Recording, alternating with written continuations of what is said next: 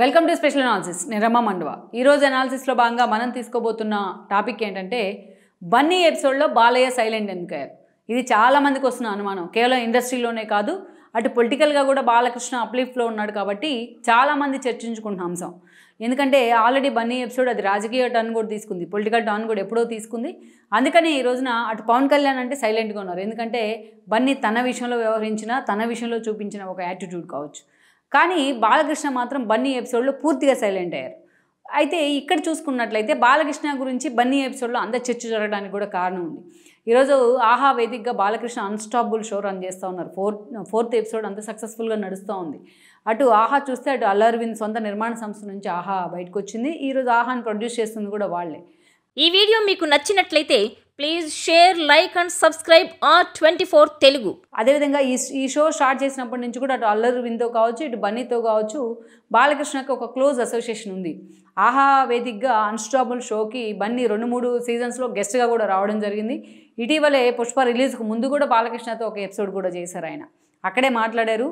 తాను నీకెవరు పోటీ ఇండస్ట్రీలోని బాలకృష్ణ అడిగితే నాకు నేనే పోటీ అంటూ కూడా ఒక యాటిట్యూడ్ చూపిస్తే ఆయన మాట్లాడడం జరిగింది. అలాంటి అటు బన్నీ కానీ ఇటు అల్లు అరవింద్ కానీ చాలా క్లోజ్ కూడా బాలకృష్ణకి. ఈ షో సందర్భంగా కావచ్చు, ఆహాతో ఆయన చేసుకున్న అగ్రిమెంట్స్ కావచ్చు, అటు బాలకృష్ణ కూతురు కూడా ఈ షోకి వన్ ఆఫ్ ది ప్రొడ్యూసర్గా కూడా వ్యవహరిస్తూ ఉన్నారు, తేజస్విని. సో అలాంటి బాలకృష్ణ బన్నీ ఎపిసోడ్లో ఎందుకు సైలెంట్గా ఉన్నారు అనేది చాలామందికి అర్థం కాని విషయం. కానీ ఇక్కడ మనం చూస్తే బాలకృష్ణ చాలా విషయాల్లో సైలెంట్గా ఉన్నారు. చాలా స్మార్ట్ ప్లే చేసే ప్రయత్నం చేస్తున్నారు అనుకోవచ్చు. ఎందుకంటే నాగార్జున ఎపిసోడ్లో కూడా బాలకృష్ణ సైలెంట్ అయ్యారు. నాగార్జునకు సంబంధించి నోవాటెల్ హోటల్ని ఎప్పుడైతే రేవంత్ రెడ్డి గదిలించే ప్రయత్నం చేశారో, ఎఫ్టీఎల్ పరిధిలో ఉందంటూ ఎప్పుడైతే రంగనాథ్ లాంటి వాళ్ళు అంత సీరియస్గా దాని మీద యాక్షన్ తీసుకునే ప్రయత్నం చేశారో, మొత్తం నాగార్జున ఎపిసోడ్లో పూర్తిగా ఇండస్ట్రీ కొంత స్పందించినప్పటికీ బాలకృష్ణ సైలెంట్ అయ్యారు. అంతేకాదు ఆ తర్వాత మనం చూస్తే కొండ సురేఖ లాంటి వాళ్ళు చాలా సీరియస్గా స్పందించారు. ఆ రోజు సమంత నాగార్జున ఫ్యామిలీ విషయంలో వాడు సారీ చెప్పినా దాన్ని రాజకీయం చేసే ప్రయత్నం చేసింది బీఆర్ఎస్. నాగార్జున లాంటి వాళ్ళు కోర్టు మెట్లు ఎక్కే ప్రయత్నం చేశారు. ఇండస్ట్రీలో జూనియర్ ఎన్టీఆర్ దగ్గర నుంచి బన్నీ దాకా అందరూ కూడా నాగార్జునకు అండగా నిలబడే ప్రయత్నం చేశారు. ఇంత జరిగినా ఎక్కడా కూడా బాలకృష్ణ స్పందించలేదు, పూర్తిగా సైలెంట్గా ఉన్నారు. ఇక ఇప్పుడు బన్నీ ఎపిసోడ్. ఈరోజు బన్నీ ఎపిసోడ్ 2 రాష్ట్రాల్లో ఒక హాట్ టాపిక్ అయిన అంశంగా మారింది దాదాపు 10 రోజుల నుంచి. పుష్ప 2, పుష్ప 1 ఎలా హిట్ అయినాయో, ఏ స్థాయిలో ఆయనకి పేరు వచ్చిందో, ఏ స్థాయిలో నేషనల్ అవార్డు వచ్చిందో, అంతకంటే ఎక్కువగా ఈరోజు బన్నీ అరెస్ట్ కావచ్చు, సంజయ్ థియేటర్ ఎపిసోడ్ కావచ్చు, రేవంత్ రెడ్డి ఈ విషయంలో ఎంత ఫర్మ్గా ఉన్న విధానం కావచ్చు, ఈరోజు చాలా హాట్ టాపిక్ అవుతూ ఉంది.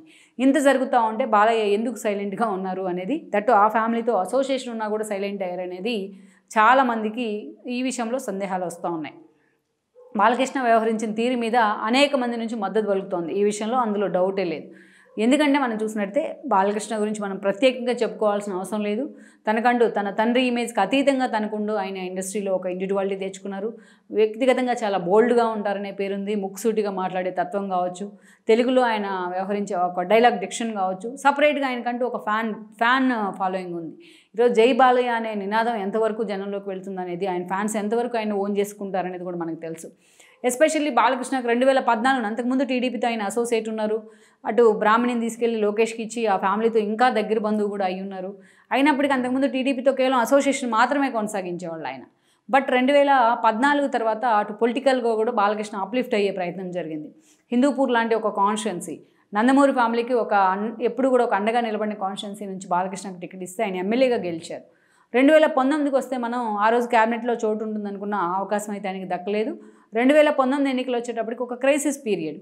టీడీపీ కేవలం 23 సీట్లే సాధించిన పరిస్థితుల్లో బాలకృష్ణ మరోసారి ఎమ్మెల్యేగా గెలవడం జరిగింది. అలాంటి క్రైసిస్లో కూడా దెన్ అదే స్థాయిలో ఆయన పార్టీ తరఫున అసెంబ్లీలో మాట్లాడుతూ అదే స్థాయిలో హైలైట్ అవుతూ కూడా వచ్చారు.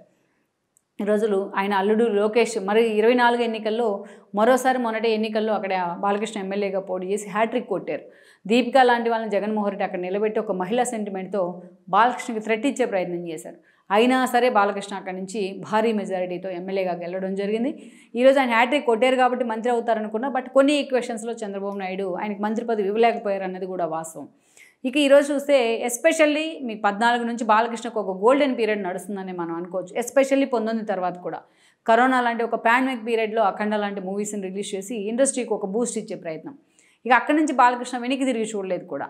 ఇక అనేక రకాలుగా బాలకృష్ణ అటు వేగా జ్యువెలర్స్ మొదలుకొని సాయి ప్రియ కన్స్ట్రక్షన్స్ వరకు ఒక బ్రాండ్ అంబాసిడర్ అయిన తీరు కానీ, మరోవైపు తన తోటి చిన్న హీరోల ఫంక్షన్స్ కూడా వెళ్తూ వాళ్ళని ప్రమోట్ చేసిన విధానం కానీ, విశ్వక్సేన్ మొదలుకొని సర్వానంద్ వరకు, అదేవిధంగా డీజే టిల్లు, జొన్నలగడ్డ సిద్ధు వరకు అలా చూస్తూనే ఉన్నాం మనం. అక్కడి నుంచి చూస్తే బాలకృష్ణ ఒక ఇండివిజువల్ ఎక్స్పోజర్ వచ్చిన అంశం ఏది అంటే ఆహా ఓటీటీనే. ఆయన ఓటీటీ వేదికగా ఆయన నిర్వహించిన అన్స్టాపుల్ షోనే. బాలకృష్ణ ఏంటి, ఈ షో ఏంటి, ఎలా చేస్తారని అనుకున్న వాళ్ళందరికీ కూడా ఒకే ఒక్క షోతో దాన్ని టాప్ 1 తెలుగు షోగా నిలబెట్టి దానికి సమాధానం చెప్పే ప్రయత్నం చేశారు వాళ్ళందరికీ కూడా. అంత అద్భుతంగా ఆ షోను రన్ చేస్తూ 4 ఎపిసోడ్స్ కూడా అంత అద్భుతంగానే 4 పార్ట్స్ కూడా అంతే అద్భుతంగా రన్ చేశారు. పొలిటికల్ గెస్టులు కూడా చంద్రబాబు దగ్గర నుంచి లోకేష్ దాకా, అటు కిరణ్ కుమార్ ఇట్లాంటి వాళ్ళని కూడా పిలిచే ప్రయత్నం, ఇండస్ట్రీ పెద్దలందరినీ కూడా దానికి పిలిచే ప్రయత్నం చేస్తూ తనకంటూ టాక్ షోలో కూడా అంత అద్భుతంగా రాణించగలిగారు బాలకృష్ణ. తన ప్రత్యర్థులకు కూడా సమాధానం చెప్పే ప్రయత్నం చేశారు. అయితే మ్యాక్సిమం కాంట్రవర్సీలకు ఎప్పుడు ఆయన దూరంగా ఉంటారనే ప్రచారం అయితే ఉంది. అయితే మనం చూసినట్లయితే అన్స్టాపుల్ షో ఏర్పాటు చేసిన తర్వాత ఫస్ట్ ఎపిసోడ్కు ఆ రోజు మోహన్ బాబు ఫ్యామిలీని పిలిచారు. అప్పుడు మా ఎన్నికలు జరుగున్నాయి, మంచు విష్ణు మా అధ్యక్షుడిగా ఎన్నికయ్యారు. వాళ్ళతో విభేదాలు ఉన్నప్పటికీ మా అధ్యక్షుడిగా మంచు విష్ణుకి బాలకృష్ణ మద్దతు ఇస్తే మోహన్ బాబు వాళ్ళకి థ్యాంక్స్ కూడా చెప్పడం జరిగింది ఆయనకు. వాళ్ళని పిలిస్తే ఆ రోజు చిరంజీవికి మోహన్ బాబుకి మధ్య డిఫరెన్సెస్ వచ్చాయి. ఏదైతే మా ఎలక్షన్స్లో ప్రకాష్ రాజుని చిరంజీవి అండ్ ఫ్యామిలీ ప్రమోట్ చేస్తే మంచు విష్ణుని జగన్మోహన్ రెడ్డి ప్రమోట్ చేశారు. ఆ క్రమంలో వాళ్ళిద్దరికి మధ్య విష్ణుకి అండ్ పవన్ కళ్యాణ్కి మధ్య కొంత క్లాషెస్ అయితే ఉంది మెగా ఫ్యామిలీకి మధ్య. సో వాళ్ళని ఎలా పిలుస్తారు అన్న చర్చ కూడా అప్పట్లో చిరంజీవి ఫ్యాన్స్ వైపు నుంచి నడిచింది. అల్లు అరవింద్కి తెలిసే మంచు ఫ్యామిలీని ఆహ్వానించారు, ఆ షోకనే చర్చ కూడా జరిగింది. ఇక అది మాత్రం ఆ గ్యాప్ అయితే అలాగే కంటిన్యూ అవుతూ వచ్చింది. బన్నీ ఎపిసోడ్ వర్సెస్ మెగా ఎపిసోడ్లో కూడా అది కూడా ఒక కారణం అని అనుకోవాలి. అక్కడి నుంచి మనం చూసినట్లయితే బాలకృష్ణ ఈవెంట్కి అనేక సార్లు బన్నీ గెస్ట్గా హాజరై ఉన్నారు. ఆహా తరపున వచ్చే షోస్కి కూడా వాళ్ళు ప్రొడ్యూసర్గా ప్రొడ్యూసర్గా తేజస్విని వ్యవహరిస్తూ వచ్చారు. ఇక అలా గెస్ట్ల విషయంలో కూడా పవన్ కళ్యాణ్ పిలవడం దగ్గర నుంచి అనేక సార్లు అనేక రకాలుగా ఆ షో సక్సెస్ బాట అయితే పట్టింది. ఇక బాలకృష్ణ మాత్రం మొన్న ఎస్పెషల్లీ మొన్న గెలిచిన తర్వాత అనేక ఇష్యూస్లో బాలకృష్ణ పేరైతే తెర మీదకి వచ్చింది. ఎస్పెషల్లీ ఎన్నికల కంటే ముందు నాగార్జున ఫ్యామిలీ గురించి మాట్లాడుతూ నాగేశ్వరని పొరపాటున ఒక మాట అన్నారైనా, దానికి ఆ తర్వాత రోజుల్లో సారీ కూడా చెప్పడం జరిగింది. అయినా దాన్ని నాగ చైతన్య దగ్గర నుంచి నాగార్జున వరకు తీవ్రంగా ఖండించే ప్రయత్నం చేశారు. అటు నాగార్జున ఫ్యామిలీకి బాలకృష్ణకి మధ్య అంత సత్సంబంధాలు లేవనే ప్రచారం కూడా ఎప్పటి నుంచో ఉంది. ఇక దానికి సారీ కూడా చెప్పారు బాలకృష్ణ. ఇక ఆ తర్వాత చూస్తే నాగార్జున ఎఫ్టీఎల్ పరిధిలో నోవాటెల్లో ఉండడం కానీ దాన్ని కోల్గొట్టే ప్రయత్నం జరిగింది రేవంత్ రెడ్డి వైపు నుంచి. ఇండస్ట్రీలో కొంతమంది పెద్దలు మాట్లాడినా బాలకృష్ణ ఈ ఎపిసోడ్లో చాలా సైలెంట్గా ఉండిపోయారు. ఆ తర్వాత కొండా సురేఖ ఎపిసోడ్ వచ్చింది. నాగార్జున ఫ్యామిలీని దూషించి ఆమె కొన్ని కీలక వ్యాఖ్యలు చేసి తర్వాత పాపం సారీ కూడా చెప్పున్నారు. అయినా సరే దాన్ని పొలిటికల్ టర్న్ తీసుకుంది ఆ ఇష్యూ. జూనియర్ ఎన్టీఆర్ దగ్గర నుంచి బన్నీ దాకా అందరూ కూడా ఆ ఇష్యూలో మద్దతుగా నిలిస్తే బాలకృష్ణ ఎక్కడ ఈ ఇష్యూలోకి ఎంటర్ ఇవ్వలేదు, సైలెంట్గా తన పని తాను చేసుకుంటూ ఉన్నారు. అప్పుడు కూడా చర్చ జరిగింది. గతంలో తన కూతురు బ్రాహ్మణిని ఆ స్థాయిలో టార్గెట్ చేస్తే జగన్మోహన్ రెడ్డి ఈ ఇండస్ట్రీ ఎవరు కూడా మాట్లాడలేదు అనేది. తన సోదరైన భువనేశ్వర్ని టార్గెట్ చేసి క్యారెక్టర్ అసోసియేషన్ చేస్తే ఈ ఇండస్ట్రీ పెద్దలు ఎవరు కూడా మాట్లాడినప్పుడు తనెందుకు వాళ్ళ కష్టం వచ్చినప్పుడు మాట్లాడాలనే బాలకృష్ణ సైలెంట్గా ఉండిపోయారని చర్చ జరిగింది. వేరేజ్ ఇప్పుడు బన్నీ ఎపిసోడ్ వచ్చింది. ఇక బన్నీకి అల్లు అరవింద్కి బాలకృష్ణ క్లోజ్ కూడా ఈ షో ద్వారా. చాలాసార్లు ఆ షో వేదికగా అనేక ఇష్యూస్ వాళ్ళు మాట్లాడుకుంటూ వచ్చారు. అయితే బన్నీ అరెస్ట్ అయిన రోజున అటు రేవంత్ రెడ్డితో బాలకృష్ణ మాట్లాడారని ప్రచారం జరిగినా అది ఉత్తిదే అని తేలిపోయింది కూడా. తర్వాత బాలకృష్ణ ఎలాంటి ఇన్వాల్వ్మెంట్ లేదు ఈ విషయంలో అన్న ఒక క్లారిటీ కూడా ఆ టీం వైపు నుంచి వచ్చినట్టు మనకు కనిపిస్తూ ఉంది. ఇక అరెస్ట్ అయిన తర్వాత కానీ ఈరోజు ఇండస్ట్రీలో ఎంత చర్చ జరుగుతున్నా, ఇండస్ట్రీ పెద్దలు ఎంతోమంది అటు రేవంత్ రెడ్డి దగ్గరికి వెళ్ళినా బాలకృష్ణ ఎక్కడ ఈ ఎపిసోడ్లో మనకు కనిపించట్లేదు. సో అందుకే బన్నీ ఫ్యాన్స్లో చాలా చర్చ జరుగుతోంది. బాలకృష్ణ ఎందుకు ఈ ఇష్యూలో బన్నీకి సపోర్ట్గా లేరు అనేది. సో గతంలో మరి తనకు ఎదురైన ఒక బెటర్ ఎక్స్పీరియన్సెస్లో కూడా బన్నీ బాలకృష్ణకి ఈ స్థాయిలో సపోర్ట్గా లేరు. తన ఇష్యూస్ తన సినిమాలు పక్కన పెట్టి బాలకృష్ణకి అండగా ఉన్న నిలబడే సందర్భాన్ని కూడా మనం చూడం. అందుకే ఇక రేవంత్ రెడ్డితో బాలకృష్ణకు అసోసియేషన్ కూడా ఉంది. Apart from party, apart from Chandrababu Naidu కూడా ఒక క్లోజ్ అసోసియేషన్ అయితే ఉంది. అందుకే బాలకృష్ణ అంత సీరియస్గా ఇన్వాల్వ్ కాని పరిస్థితి అయితే వచ్చిందంటున్నారు. సో అందుకే ప్రోగ్రామ్గా పాలిటిక్స్గా చూడాలనేది బాలకృష్ణ ఒక పాలసీ అనుకోవచ్చు గత కొన్ని రోజులుగా జరుగుతున్న పరిణామాలు.